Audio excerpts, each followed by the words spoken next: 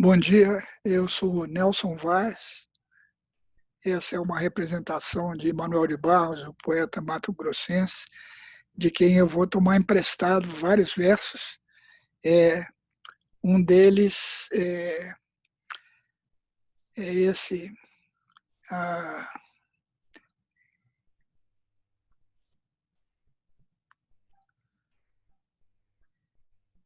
que eu mostro aqui. Repetir até ficar diferente. Da artesã Lana Benigno, de Fortaleza. É, eu vou repetir várias vezes a mesma ideia, porque ela, na verdade, é muito escandalosa. O curso chama Para Entender a Imunologia, mas, na verdade, ele devia se chamar Para Entender o Entendimento da Imunologia, porque vamos discutir as bases biológicas do entendimento humano. Então, o curso devia ser Para Entender o Entendimento da Imunologia. Ele tem muito a ver com o trabalho de um neurobiólogo chileno chamado Humberto Maturana, que criou esse corpo de conhecimentos, conhecido como biologia do conhecer e da linguagem. Então, nós vamos passar da imunologia para a biologia, né? Depois um pouco para a epistemologia, que é uma espécie de entender o entendimento. Vamos passar pela história e filosofia da imunologia para entender o entendimento da imunologia, então voltar para a imunologia novamente. A essa altura a gente já deve estar aceitando que entender o viver e entender o entendimento são mais ou menos a mesma coisa, são quase impossível passar por esse problema sem discutir a linguagem, entender o que é a linguagem humana. Eu fui um imunologista de carteirinha, quer dizer, entendendo o que os outros imunologistas entendem, até 1978. Eu estava chefiando um pequeno laboratório nos Estados Unidos, em Denver, no Colorado, e tive um encontro simultâneo com um chileno, um neurobiólogo chileno, Francisco Varela, nessa época com 30 anos, e não sabia que o Varela já era famoso nessa época como epistemólogo, como um estudante do cérebro e do entendimento humano.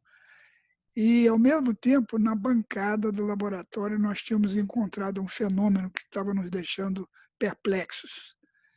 Quer dizer, nós vamos falar bastante disso, mas, em essência, quando um animal bebe ou come uma proteína e depois a gente imuniza ele com essa proteína, ele forma muito menos anticorpos do que um animal que não comeu, não foi exposto a essa proteína, mas é coisa de 500 vezes, 1000 vezes menos.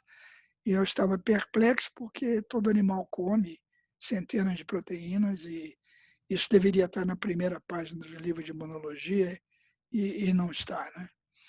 Então, eu me envolvi com esses neurobiólogos chilenos, primeiro com o Francisco Varela, depois com a pessoa que foi o seu primeiro professor nessa direção, Humberto Maturana, que continua trabalhando aos 92 anos em Santiago, e um outro colaborador de Maturana que se tornou um grande amigo também, Jorge Podossis, que acabou criando uma teoria conosco que eu vou chamar de a teoria do linfócito, ou a tese do linfócito perigoso, que é muito interessante. Isso vai envolver uma mudança profunda no modo de ver. Quer dizer, o nosso modo de ver ocidental, comum, é perguntar o que são as coisas, né? O que é isso, o que é um objeto, o que é um fenômeno.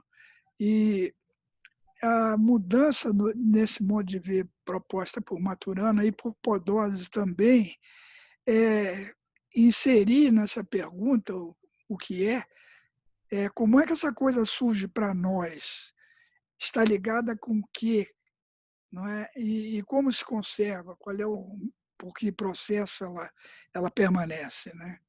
Um modo de ver que a gente chama de histórico sistêmico,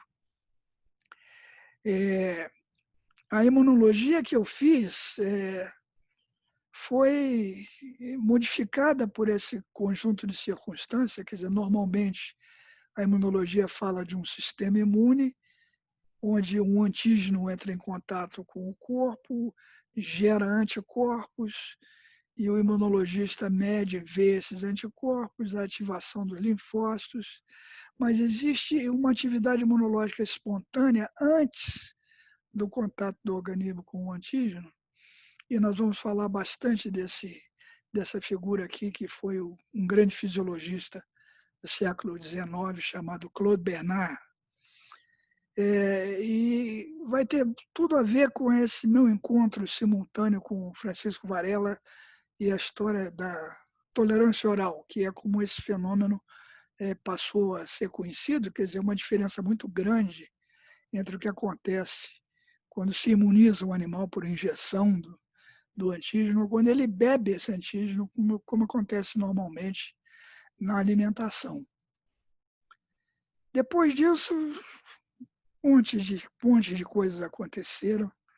Eventualmente, a gente vai tocar num ou no outro desses pontos de uma maneira mais intensa, mas aqui estou como eu era antes, aqui estão os chilenos, os neurobiólogos chilenos, aqui estão o pessoal que na UFMG começou a mexer com tolerância oral, aqui está Antônio Coutinho, um grande imunologista português, eu considero o melhor imunologista do mundo. Antônio Andrade é um professor que esteve com Coutinho em Paris e agora é professor na UF, em Niterói. E o Alberto Nóbrega e Constantin Fezel são pessoas que também trabalharam com o Antônio Coutinho. E nós vamos falar muito de um acontecimento que gera o que eu chamo a ideia mais importante da imunologia, e que o próprio imunologista Niels Jerne, que é esse desenho aqui, chamava de seu testamento. Em essência, o que eu vou propor é que os anticorpos são imunoglobulinas que nós rotulamos segundo o nosso interesse específico no momento. Quer dizer, o animal não faz anticorpos, o animal faz imunoglobulinas que a gente colhe no organismo e mede de acordo com um teste que a gente montou, de acordo com a ideia de que essas imunoglobulinas reagem com alguma coisa e, por reagirem com essa coisa, são chamadas de anticorpos. E nós vamos questionar essa história. E também vamos mostrar que a história da imunologia pode ser modificada radicalmente. Normalmente, a história da imunologia é contada como a história das vacinas.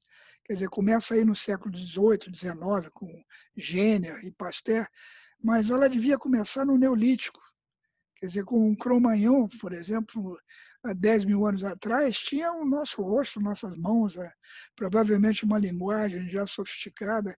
E nesse período de 10 até mais ou menos 5 mil anos, houve um conjunto de epidemias devastadoras quando o homem quando o homem inventou a agricultura e começou a domesticar os animais, e houve esse transbordamento de vírus desses animais para os seres humanos. E, quer dizer, o que aconteceu depois, houve uma colonização da Europa com esses vírus já tornados endêmicos e tal. Depois as epidemias, a peste negra, a Yersinia pestis foi uma coisa muito séria, acabou com 1/3 da população europeia. A imunologia que é ensinada é como se ela começasse aqui, quer dizer, com a invenção da primeira vacina, a vacina contra a varíola, né, a descoberta do Brasil aqui alguns séculos antes, e a Covid-19, que é a nossa preocupação premente no momento, ela é muito menor, muito menos grave do que a gripe espanhola que aconteceu em 1918, um século antes, e matou entre 50 e 100 milhões de pessoas. Né? Quer dizer, usualmente a imunologia é contada como o trabalho de Jenner vacinando um menino contra a varíola, usando o pus da varíola de vacas, né? Isso é quase rompendo o século XIX. Pasteur começa a estudar vinhos e fala que os fermentos são coisas vivas, são micróbios e tal, faz uma teoria biológica da fermentação. Isso já é importante, por exemplo, para Lister, na Inglaterra, começar a usar a asepsia e mudar, fazer uma revolução extremamente importante na cirurgia, né? Pasteur, vários anos depois, junto com o trabalho de Koch na Alemanha, fala que os germes são as causas das doenças infecciosas, né? Os anticorpos só aparecem uma dúzia de anos depois, em 1890, com Behringer e Tasato. E esse conjunto de circunstâncias cria o que a gente chama uma etiologia específica que influenciou muito poderosamente a medicina, mas as o que houve de benéfico paralelamente a isso, como o trabalho de Lister na Inglaterra, também se deve ao trabalho de Pasteur, né? Essa figura que nós vamos mencionar várias vezes, que se chama Claude Bernard, se opunha à ideia da etiologia específica. Quer dizer, para ele, essa ideia de Pasteur e de Koch, de que os germes são as causas da doença, são contrárias à ideia que ele defendia de que o organismo mantém um meio interno. Quer dizer, o plasma, os líquidos do corpo são mantidos extremamente constantes, existe um processo espontâneo, né, de conservação dessas condições. E isso é muito ligado à ideia de Erner, que ele chamava de testamento, que quando ele vê que o organismo forma uma quantidade muito grande de imunoglobulinas espontaneamente, sem contato nenhum com o antígeno. E tem essa frase aqui que eu considero a frase mais importante e mais contundente de toda a imunologia, que vai contra o que o público pensa e vai contra realmente o que vários especialistas sentem, se não, embora não possam justificar isso, sentem como verdade. O antígeno não entra na produção dos anticorpos. Quer dizer, se você analisar a célula que está produzindo o anticorpo, o antígeno não está lá. Quer dizer, existe um mecanismo genético prévio que gerou uma imunoglobulina que funcionou como receptor e agora está sendo multiplicada. Nós vamos discutir como isso tem a ver com a teoria evolutiva, o pensamento mais geral sobre a gênese dos processos biológicos, e tem pouco a ver com a geração da imunidade específica de Jenner, Pasteur, Behringer, Ehrlich, né? O antígeno não entra na produção dos anticorpos. Eu tenho vários problemas que me preocupam, que nós vamos discutir gradualmente, né? Tem 7 deles listados aqui, mas o antígeno não orienta a produção dos anticorpos. As doenças infecciosas agudas não ocorrem na natureza, quer dizer, não há epidemias nos animais e nas plantas sem a intervenção humana. Quer dizer, essas epidemias são fenômenos culturais, históricos, dependem da nossa civilização. A tolerância, quer dizer, aquilo que nós vimos lá, que o animal come o antígeno e responde menos, não é, na verdade, uma inibição, é uma estabilização, um travamento. As vacinas não funcionam criando uma memória que faça o corpo responder mais intensamente, quer dizer, a imunidade não depende de respostinha, resposta, respostão, quer dizer, é uma outra coisa que tem a ver com a diversidade dos linfócitos. A grande maioria das globulinas que são formadas nas chamadas respostas imunes é inespecífica, quer dizer, não reage com o antígeno que causou essa perturbação. O organismo não separa o que ele é do que ele não é, o sistema imune não tem essa capacidade de separar uma coisa da outra. E como a gente mencionou um pouco antes, a história da imunologia pode ser muito modificada. Então, o entendimento que nós vamos abordar tem a ver com esses neurobiólogos, né, com epistemólogos. Essas são frases que são norteadoras do pensamento de Maturana, né, e Varela. Tudo é dito por um observador, a outro observador, que pode ser ele mesmo. Todo fazer é conhecer, isso é óbvio, a gente só faz o que sabe fazer, mas todo conhecer é fazer, não é nada óbvio, quer dizer, mas quer dizer que uma aranha sabe fazer uma teia, uma mosca sabe viver como mosca, uma ameba sabe viver como uma ameba, um tratamento muito diferente da biologia do conhecer, né? E o imunologista mais interessante do século XX foi Niels Jerne.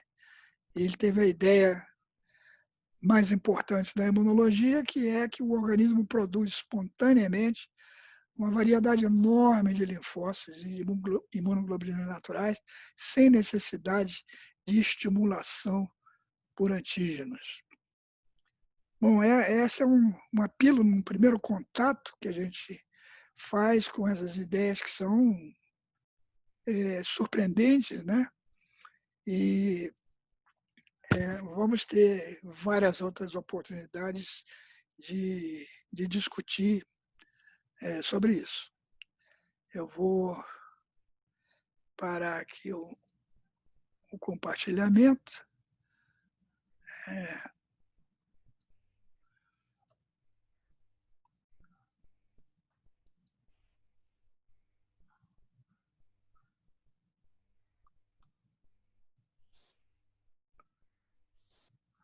E encerrar essa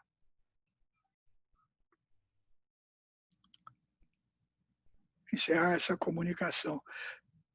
Ainda estou gaguejando com a manipulação desses métodos, né? Isso vai certamente acontecer conosco durante algum tempo, mas vamos tocando o barco, vamos ver o que acontece.